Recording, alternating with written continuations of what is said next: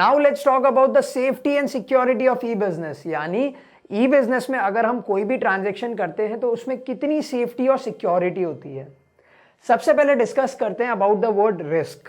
मैंने आपको बताया था कि ई बिजनेस में ज्यादा रिस्क होता है as compare to the traditional business. Reason क्या था? क्योंकि वहां पे फिजिकल टच अवेलेबल नहीं होता है। रिस्क का मतलब क्या होता है? The possibility of miss happening, यानी कुछ गलत होने की संभावना, कुछ गलत होने के चांसेस।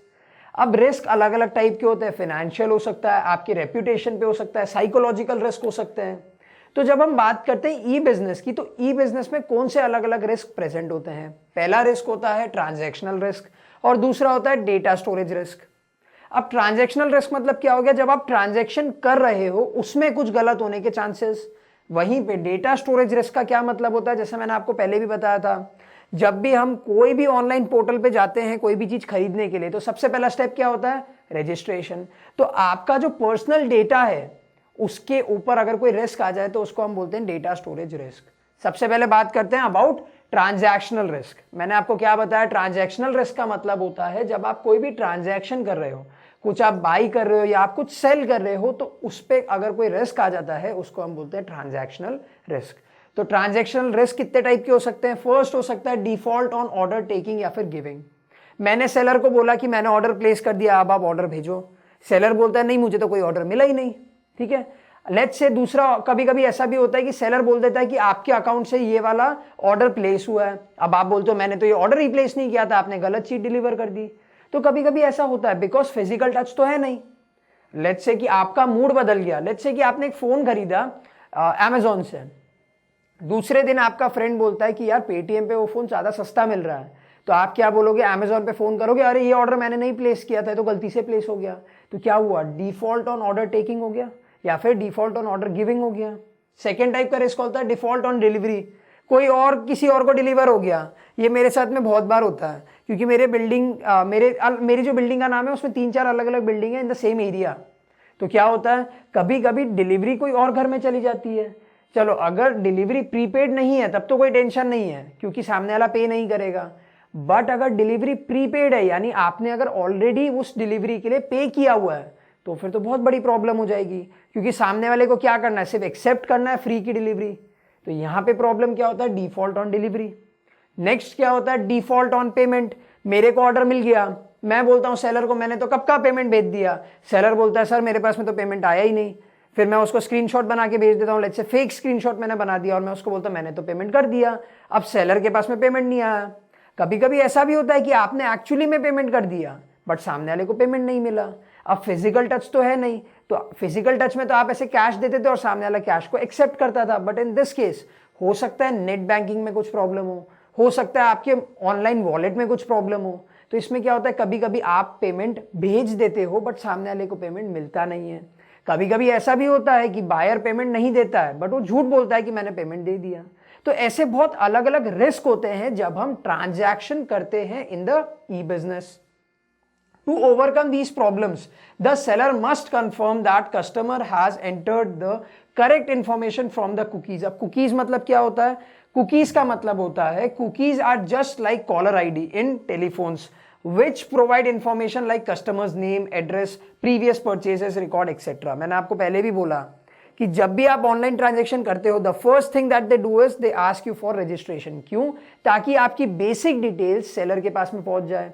तो सेलर ये सारे रिस्क को मिनिमाइज करने के लिए क्या करता है? वो आपकी इंफॉर्मेशंस को चेक करता है। कैसे? With the help of cookies. और कुकीज का क्या मतलब होता है? Your previously saved information like your name, your email address, your phone number, your previous order details etcetera. To protect payment following steps can be taken. जब हम payment की बात करते हैं, ठीक है, तो हम ये 2 स्टेप कर सकते हैं। First is credit card authentication and credit card authorisation. अब दोनों वर्ड एक जैसे लगते हैं सुनने में बट थोड़ा सा डिफरेंस है। जब हम बात करते हैं क्रेडिट कार्ड ऑथेंटिकेशन की, तब सेलर ये चेक करता है कि एक्चुअली में जो क्रेडिट कार्ड की इंफॉर्मेशन डाली गई है क्या वो करेक्ट है, इज इट ऑथेंटिक, यानी क्या वो जेन्युइन इंफॉर्मेशन है। कैसे चेक करता है? नाम से, एक्सपायरी डेट से, सीवीवी कोड से, ओटीपी से, इन सब तरीके से वो चेक करने की कोशिश करता है कि जो क्रेडिट कार्ड की इंफॉर्मेशन एंटर करी गई है क्या वो जेन्युइन है, क्या वो करेक्ट है। सेकेंड होता है क्रेडिट कार्ड ऑथोराइजेशन। हो सकता है कि आपके पास में आपके फ्रेंड का क्रेडिट कार्ड हो और आपने पेमेंट कर दिया, तो वहां पे ऑथोराइजेशन नहीं है, ऑथेंटिकेशन तो है, क्रेडिट कार्ड ओरिजिनल है, बट क्रेडिट कार्ड की ऑथोराइजेशन आपके पास में नहीं है। तो सेलर क्या करने की कोशिश करता है, सेलर चेक करने की कोशिश करता है कि are you authorise to make the payment. तो उसमें क्या काम आता है, सबसे पहले पासवर्ड एंड ओटीपी। ओटीपी मतलब होता है वन टाइम पासवर्ड जो आपके मोबाइल पे आता है। इट इज जनरली अ 4 और अ 6 डिजिट पिन। अगर आप कोई भी ट्रांजैक्शन करने की कोशिश करोगे, कोई भी पेमेंट करने की कोशिश करते हो with the help of the credit card, तो वो क्रेडिट कार्ड पे जो नंबर, मोबाइल नंबर मेंशन होता है, वो मोबाइल नंबर पे एक ओटीपी आता है, that is one time password या फिर वन टाइम पिन। और वो पिन जब तक आप वेबसाइट पे एंटर नहीं करोगे, आपका पेमेंट प्रोसेस नहीं होगा। तो ये तो आपने देख लिया फॉर हेल्पिंग और for reducing the payment risk. अब आते हैं दो और टाइप पे, that is settlement and checking the seller rating. अब चेकिंग द सेलर रेटिंग का क्या मतलब हुआ, जनरली जब सेलर बोलता है कि मैंने तो ऑर्डर दे दिया, मैंने तो ऑर्डर भेज दिया बट आपको मिला नहीं, तो अब ऐसा भी हो सकता है कि वो सेलर झूठ बोल रहा, उसने एक्चुअली में जो आपका ऑर्डर था वो प्लेस ही उन्हें नहीं दिया, या फिर लेट्स से उसने डिलीवरी नहीं किया, लेकिन वो झूठ बोल रहा है कि मैंने तो भेज दिया। तो ऐसे केस में हम क्या करते हैं, हम ऑर्डर प्लेस करने से पहले सेलर की रेटिंग्स चेक करते हैं, मतलब रिव्यूज पढ़ते हैं। एक और ऑप्शन होता है दैट इज सेटलमेंट। सेटलमेंट का मतलब होता है इन अ केस जहां पे आप प्रूव ही नहीं कर पा रहे हो कि सेलर गलत है या फिर ऑर्डर जिसने प्लेस किया दैट इज द बायर वो गलत है, तो इस केस में क्या होता है, इस केस में होता है सेटलमेंट। तो ये हमारे हो गए ट्रांजैक्शनल रिस्क। अब हम लोग आते हैं हमारे डेटा स्टोरेज रिस्क पे, that is the next type of risk, data storage risk. मैंने आपको पहले भी बताया डेटा स्टोरेज रिस्क मतलब क्या होता है, आपकी जो पर्सनल इंफॉर्मेशन है अगर वो कोई हैक कर लेता है तो उसको हम बोलते हैं डेटा स्टोरेज रिस्क। अब डेटा स्टोरेज रिस्क में दो वर्ड्स आपको जानने की बहुत ज्यादा जरूरत है, first is virus and second is hacking. Hacking हम सबको पता है, ठीक है, आए दिन हमारे फ्रेंड्स इंस्टाग्राम अकाउंट पे स्टोरी डालते रहते हैं, my Instagram account has been hacked. Hacked का क्या मतलब होता है, कोई unauthorised entry into your personal information. आपकी कुछ पर्सनल इंफॉर्मेशन थी, उसमें अनऑथोराइज एंट्री करी है किसी बंदे ने। जैसे हमारा घर होता है, घर की बाउंड्री होती है, तो कोई ट्रेसपास करता है तो उसको हम क्या बोलते हैं कि आप गलत एरिया में घुस आए। वैसे ही हमारी जो पर्सनल इंफॉर्मेशन होती है ऑनलाइन या फिर हमारे कंप्यूटर्स पे, अगर उस पर्सनल इंफॉर्मेशन पे कोई अटैक करता है या फिर एंट्री लेता है अनऑथोराइज्ड एंट्री जिसको अलाउड नहीं है, तो उसको हम बोलेंगे हैकिंग। वायरस का क्या मतलब होता है, वाइटल इंफॉर्मेशन अंडर सीज। अब सीज का क्या मतलब होता है, सीज का मतलब होता है जब कोई पर्टिकुलर वायरस आपके डेटा के ऊपर आके बैठ जाए, वो आप ही को ऑपरेट नहीं करने दे रहा है, in fact it is corrupting your personal information, your vital information. अब वाइटल मतलब क्या होता है, इंपॉर्टेंट। जब आपके पर्सनल, अब आपका पर्सनल इंफॉर्मेशन आपके लिए तो इंपॉर्टेंट ही है, तो जब आपके पर्सनल इंपॉर्टेंट इंफॉर्मेशन के ऊपर कोई वायरस आके बैठ जाता है, यानी अगेन ये एक ऐसा सॉफ्टवेयर या फिर ये एक ऐसा वायरस होता है जो आपके पर्सनल डेटा को करप्ट कर देता है, खराब कर देता है। तो ये दो टाइप के रिस्क होते हैं when we talk about data storage risk. Next, these problems can be solved by first is setting up special crime cell. अगर लेट्स से आपकी हैकिंग हुई है या फिर कोई अनऑथोराइज्ड एक्सेस हुआ है, या फिर अगर आपको लग रहा है कि आपके कंप्यूटर में कुछ गड़बड़ है, पेमेंट की डिटेल्स कोई बाहर लेके जा रहा है, सम अनऑथोराइज्ड एक्सेस बेसिकली, तो आप क्या कर सकते हो, आप कंप्लेन कर सकते हो अंडर स्पेशल क्राइम सेल। ये साइबर सेल्स होती है जो स्पेशली काम करती है ऑनलाइन फ्रॉड्स के अगेंस्ट। नेक्स्ट होता है इंक्रिप्शन।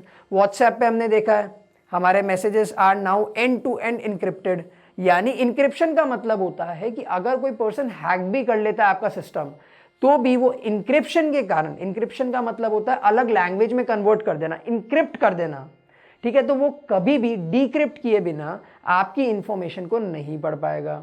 एंड लास्ट होता है डिजिटल सिग्नेचर। डिजिटल सिग्नेचर का मतलब होता है बेसिकली एक मैथमेटिकल एल्गोरिथम होता है ये।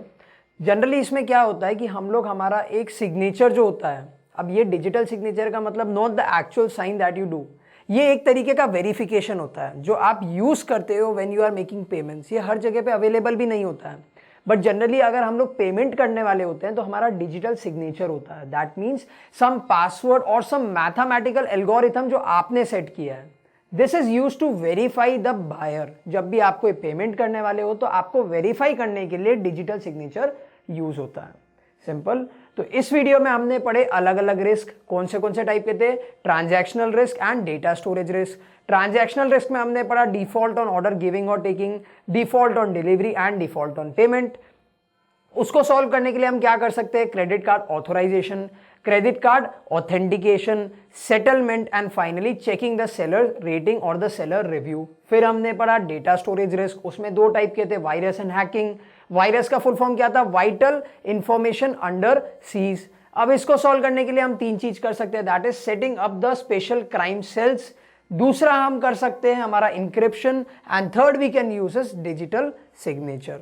Simple enough. अब चलते हैं हमारे नेक्स्ट वीडियो की तरफ।